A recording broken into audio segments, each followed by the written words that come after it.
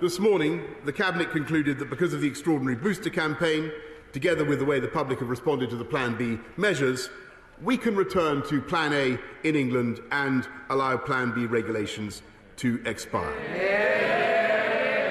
As a result, from the start of Thursday next week, mandatory certification will end. Organisations can, of course, choose to use the NHS COVID pass voluntarily, but we will end the compulsory use of COVID status certification in England. From now on, the government is no longer asking people to work from home. And people should now speak to their employers about arrangements for returning to the office. And having looked at the data carefully, the Cabinet concluded that once regulations lapse, the government will no longer mandate the wearing of face masks anywhere. Mr. Speaker,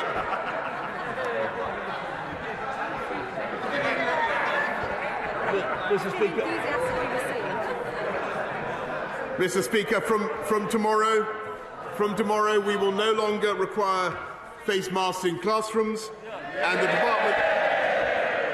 the Department for Education will shortly remove national guidance on their use in communal areas. In the country at large, we will continue to suggest the use of face coverings in enclosed or crowded spaces, particularly when you come into contact with people you don't normally meet, but we will trust the judgment of the British people and no longer criminalise anyone who chooses not to wear one. The government will also ease restrictions further on visits to care homes, and my right honourable friend, the Secretary of State for Health and Social Care, will set out plans in the coming days. Mr. Speaker, as we return to Plan A, the House will know that some measures still remain, including those on self-isolation.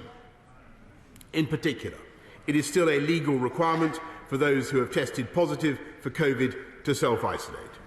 On Monday, we reduced the isolation period to 5 full days with 2 negative tests, and there will soon come a time when we can remove the legal requirement to self-isolate altogether, just as we don't place legal obligations on people to isolate if they have flu. As COVID becomes endemic, we will need to replace legal requirements with advice and guidance, urging people with the virus to be careful and considerate of others. The self-isolation regulations expire on the 24th of March, at which point I very much expect not to renew them. Indeed, were the data to allow, I would like to seek a vote in this House to bring that date forwards.